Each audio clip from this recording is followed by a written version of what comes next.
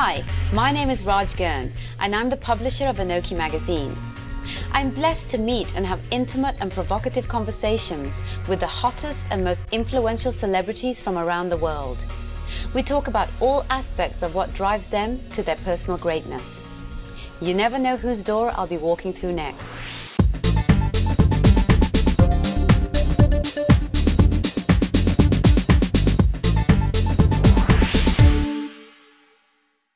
Preity, here you are in Toronto for IIFA. IIFA 2011 is taking place shortly. The buzz is here. Why is IIFA different from other film festivals that happen in India? Because I think this is the only award where the industry votes for the industry. It's always nice to win an award that your peers, the technicians you work with, and your co-stars, all of them decide. So there's a special touch to that. And I think that's why. Also because Wizcraft, which is the parent company of IIFA, they're all wonderful guys, not just friends, but professionally also we've done a lot of work together. We've done the last Unforgettable tour that you were talking about was done by Wizcraft.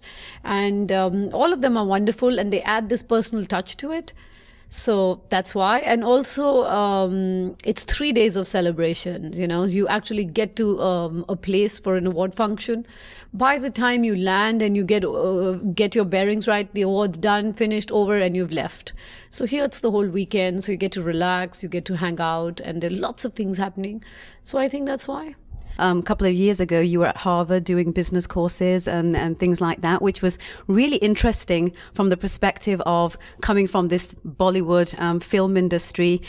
From the moment that you came out in the movies, you banged out so many movies, and all of a sudden, you disappear almost into oblivion. You do these business courses at Harvard. What are you planning on doing with your future with all of this? Well, I did a business investment. I bought a cricket team and it was a big investment for me. Now I can say it was my biggest investment, not just financially, but even mentally.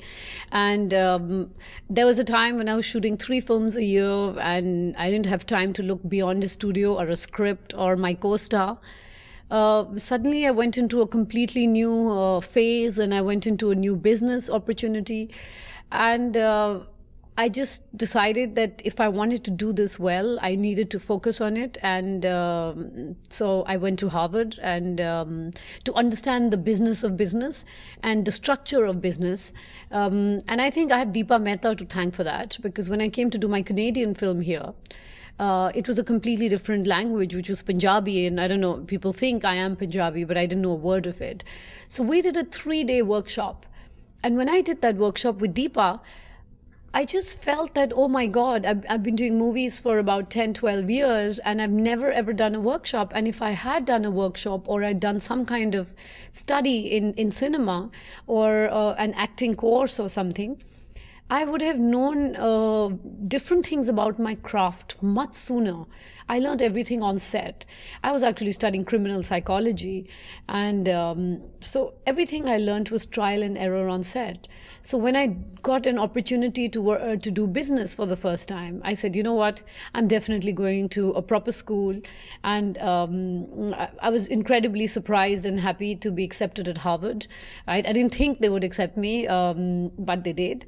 And it was a lot of hard work. I used to wake up at about 5:30 in the morning and go to sleep at 11:30.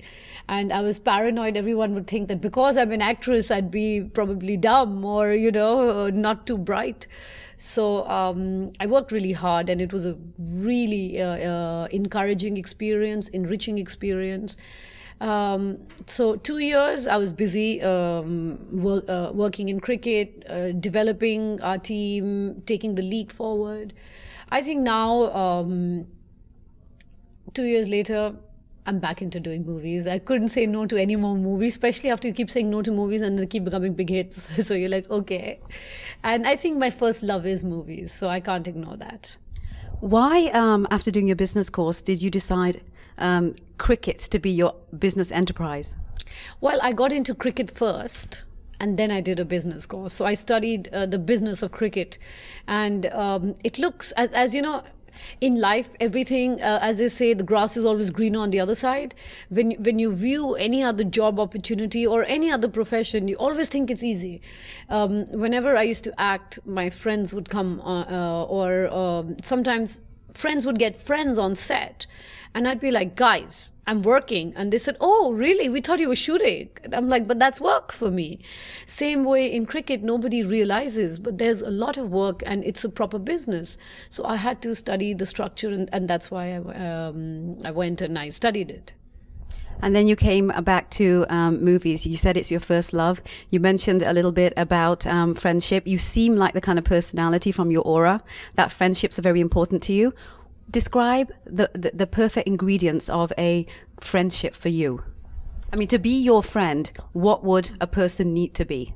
I think honesty is most important, and not to be judgmental. I think friendship is the only thing besides a mother-child relationship where you don't have to judge each other all the time. So that's it. For me, I don't have high demands, and I'm quite a low-maintenance person, but to me, honesty is very important. And just to have fun. So, very last question for you, Preity. What in life have you yet not had a chance to accomplish, but you want to experience and aspire to? What would that one thing be if you had to pick it? Well, you know, it's amazing how the goalpost changes with life. What you wanted today, once you get it, you're done. Then you want something else. So I can't really pinpoint at one thing, but I would say to have a family. And I mean, besides, that's that one finality. So I'm saying that, but there are a million things. I think it was Robert Frost who said, the woods are lovely, dark and deep, and I have miles to go before I sleep. But besides that, I think the only way you can leave your legacy behind is to bring up good children and be a good mother and be a good family person. So I would that's the one thing I would look at, and I know for a fact that goalpost won't change. So, yeah, sure. God bless you. You were wonderful. I wish you much success in the future, truly. Thank you.